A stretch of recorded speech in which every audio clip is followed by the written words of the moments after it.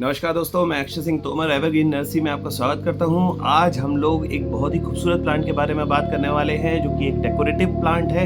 आपको सामने दिख रहा है, इसका नाम है पंसेटिया। पंसेटिया आप हिंदी में बोलते हैं, और अगर इंग्लिश में अगर इसको प्रोनाउंस किया जाए तो पॉइंसेटिया कुछ इस तरीके से बोला जाता है। ये यूफोरबिएसी फैमिली से बिलोंग करता है। ये यूफोरबिया प्लांट है। जो भी प्लांट यूफोरबिया होते हैं वो रेड कलर से मिलते जुलते कुछ फ्लावर्स देते हैं, मतलब फ्लावरिंग प्लांट होंगे। अब आप इसमें आपको समझ में आ रहा होगा कि इसमें फ्लावर कहाँ है। ये तो लीव्स हैं। एक्चुअली ये जो लीव्स दिख रही हैं ये फ्लावर्स हैं। हम इन सारे बारे में, इनकी सारी डिटेल्स के बारे में अभी बात करेंगे। उससे पहले आप मेरे चैनल को सब्सक्राइब ज़रूर कर दें, क्योंकि मेरे सब्सक्राइबर्स अभी बहुत कम हैं, तो आप लोगों के सपोर्ट से ही सारा काम होगा। हम लोग बात करते हैं। देखिए, ये जो इसका पंसेटिया का केयर टिप्स प्लस इसको कौन सा मैन्योर दिया जाए या क्या क्या किया जाए, सारी चीज़ों के बारे में बात करेंगे।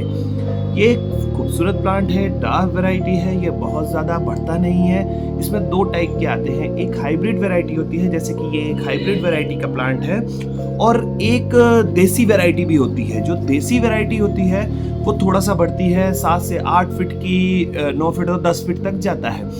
वो जो देसी वैरायटी होती है वो खुद ब खुद अपने आप मेंटेन होती है। उसको आप गार्डन में लगा सकते हैं, उसको आप टेरेस पे लगा सकते हैं, कहीं पर भी लगा सकते हैं, देसी प्लांट को लगा सकते हैं। परंतु ये हाइब्रिड को आप मतलब ओपन टू स्काई इसको नहीं लगाया जा सकता, बिकॉज इसको अगर बहुत ज़्यादा तेज़ लाइट पड़ती है, अगर आप समर की दोपहर की इसमें धूप लग जाती है तो इसकी सारी पत्तियां जल जाएंगी और ख़राब हो जाएगा प्लांट। तो प्लांट को ख़राब होने से बचाने के लिए हमको इसको इनडायरेक्ट सनलाइट में रखना होगा। ये एक इनडायरेक्ट सनलाइट में रखने वाला प्लांट है। आप इसको घर के एंट्रेंस पे रख सकते हैं, घर के साउथ दिशा में रख सकते हैं, साउथ ईस्ट में रख सकते हैं। साउथ ईस्ट में रखने से ये धन को अट्रैक्ट करेगा, और अगर आप इसको साउथ दिशा में रखते हैं शांति पीस लेकर आता है।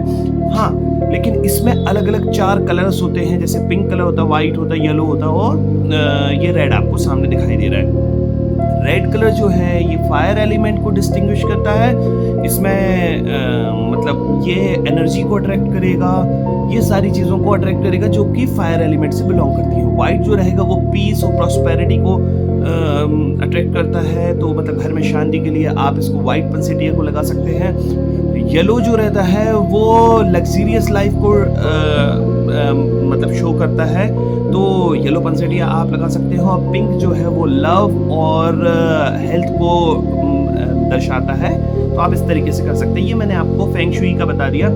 ये प्लांट कभी भी जब भी आप लगाएं तो कभी भी इसको वाटर वाली जगह पर ना लगाएं। देखिए, ये फायर एलिमेंट है, और फायर को अगर आप वाटर के साथ मिला देते हैं तो कहीं ना कहीं कोई ना कोई किसी प्रकार का नुकसान हो सकता है। तो आप इसको बोरिंग के गड्ढे के ऊपर ना रखें, या कुएं के ऊपर ना रखें, या वॉशरूम में ना रखें। आप इसको किचन में पानी वाली जगह पर ना रखें। ये फायर एलिमेंट है, आपको ध्यान रखना है।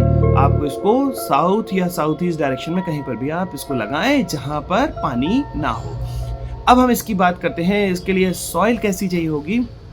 इसमें सॉइल आप वेल ड्रेन लीजिए, जिसमें 1 पार्ट आप लेंगे गार्डन सॉइल, 1 पार्ट लेंगे कंपोस्ट, और 1 पार्ट आप कोकोपीट ले लेते हैं तो बहुत अच्छा होगा, और 1 पार्ट सैंड ले लीजिए। ये 4 चीज़ें मिलाकर, sand, cocopeat, garden soil and compost, ये चारों को आप 1 पार्ट ले लीजिए, मतलब कि ऑल आर इक्वल। ये सारी चीज़ों को लेकर आप कंपोस्ट बनाते हैं तो बहुत ही अच्छा कंपोस्ट बनेगा, और ये प्लांट बहुत अच्छा सर्वाइव करेगा।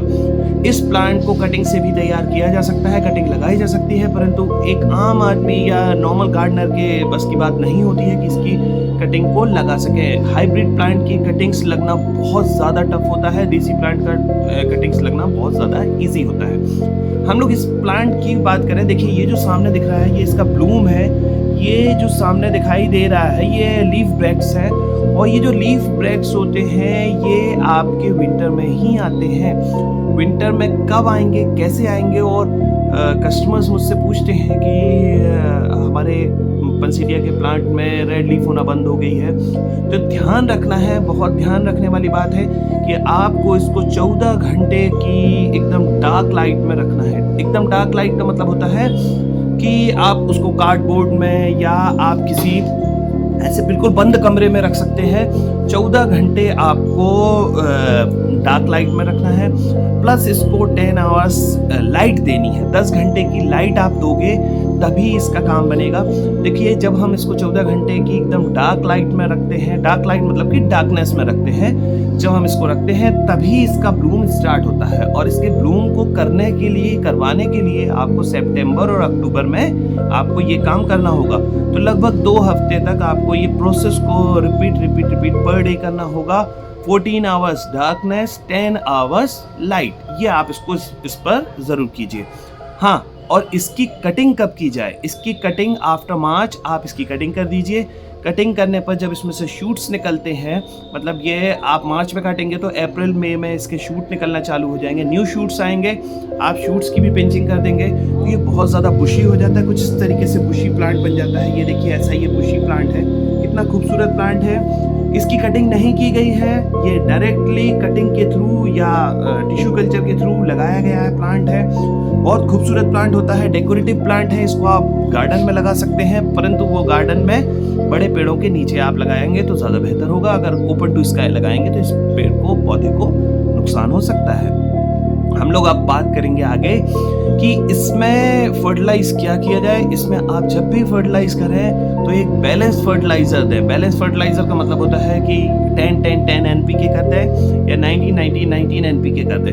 दोनों में से कोई भी अगर आप इस पर करते हैं, स्प्रे करते हैं, तो वंस इन अ 2 वीक आप ज़रूर स्प्रे कीजिए एनपीके का, तो इससे इसका ब्लूम अच्छा होगा।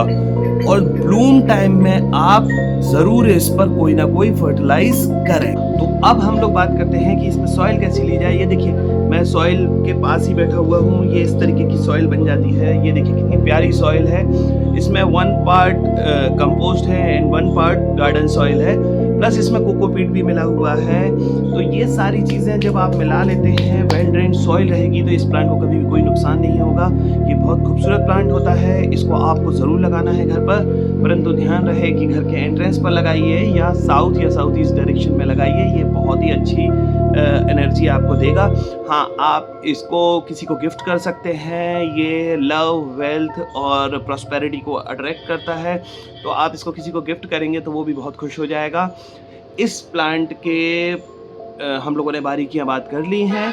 आपको फरवरी में कटिंग करनी है, मार्च अप्रैल के बाद फरवरी के एंड में कटिंग करनी है या मार्च की शुरुआत में कटिंग करनी है। कटिंग करने के बाद जब इसमें नेक्स्ट शूट्स आने लगेंगे तो शूट्स में पिंचिंग कर देनी है। पिंचिंग के बाद इसको ब्लूम पे लाने के लिए आपको सितंबर अक्टूबर में ये प्रोसेस करना होगा, जिसमें ये ब्लूम आ जाए, डार्कनेस और लाइट वाला। ये जब आप प्रोसेस कर देंगे तो इसमें ब्लूमिंग आ जाएगी। आपको ब्लूमिंग टाइम में इसको फर्टिलाइज ज़रूर करना है, पर वीक भी कर सकते हैं आप। बैलेंस फर्टिलाइजर कीजिए, एनपीके दीजिए आप इसमें, तो इसमें ब्लूम बहुत अच्छा होगा। ये एक मैक्सिको से आया हुआ प्लांट है, जो कि मैक्सिको अमेरिका इस तरफ, इस साइड से आया हुआ है और मेपल ट्री की तरह दिखाई देता है। बहुत खूबसूरत प्लांट है।